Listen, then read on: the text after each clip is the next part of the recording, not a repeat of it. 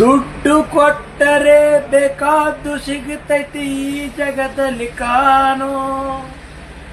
ಹಡೆದ ತಾಯಿಯ ಕಳೆಕೊಂಡ ಮ್ಯಾಲೆ ಮತ್ತೆ ಸಿಗುವಳೇನು, ತಮ್ಮ ಮರಳಿ ಬರುವಳೇನು, ತಮ್ಮ ಮರಳಿ ಬರುವಳೇನು. ಕೊಟ್ಟರೆ ಬೇಕಾದ್ದು ಸಿಗುತ್ತೈತಿ ಈ ಜಗದಲ್ಲಿ ಕಾಣೋ. ಹಡೆದ ತಾಯಿಯ ಕಳಕೊಂಡ ಮ್ಯಾಲೆ ಮತ್ತೆ ಸಿಗುವಳೇನು, ತಮ್ಮ ಮರಳಿ ಬರುವಳೇನು, ತಮ್ಮ ಮರಳಿ ಬರುವಳೇನು. ನಮಸ್ಕಾರ ರೀ. ಹಲೋ ಫ್ರೆಂಡ್ಸ್, ಅಣ್ಣಯ್ಯ ತಮ್ಮಯ್ಯ. ಯಾಕಿದು ಹೇಳಿ ಅಂದ್ರೆ ವಿಷಯ, ಈಗಿನ ದಿನದಾಗ ಅನಾಥಾಶ್ರಮಗಳೆಲ್ಲ ಫುಲ್ ಆಗತ್ತಾವ, ವೃದ್ಧಾಶ್ರಮಗಳು ಫುಲ್ ಆಗತ್ತಾವ. ಹಡದ ಅವ ಅಪ್ಪಗ ಹೊಟ್ಟಿಗೆ ಹಾಕಕ್ಕಾಗನಿಲ್ಲ.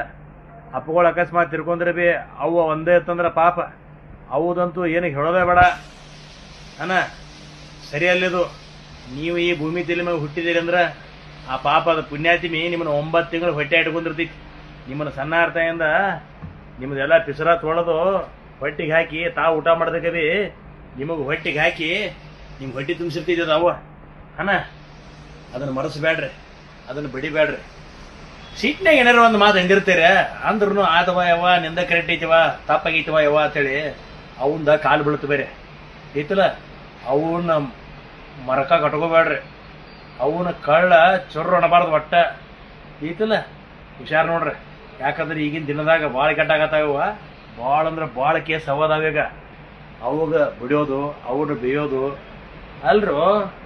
ಒಂದು ತುತ್ತು ಅನ್ನಕ್ಕಾಗಂಗಿಲ್ಲ ಅವಾಗ. ಎಷ್ಟ್ರು ಏನು ನಿಮ್ಮದು ಕತೆ ನೋಡ್ರಿ, ವಿಚಾರ ಮಾಡ್ರಿ. ದುಡ್ಡು ಕೊಟ್ಟರೆ ಬೇಕಾದ್ದು ಸಿಗುತ್ತೈತಿ ಈ ಜಗದಲ್ಲಿ ಕಾಣೋ. ಹಡೆದ ತಾಯಿಯ ಕಳೆಕೊಂಡ ಮ್ಯಾಲೆ ಮತ್ತೆ ಸಿಗುವಳೇನು, ತಮ್ಮ ಮರಳಿ ಬರುವಳೇನು.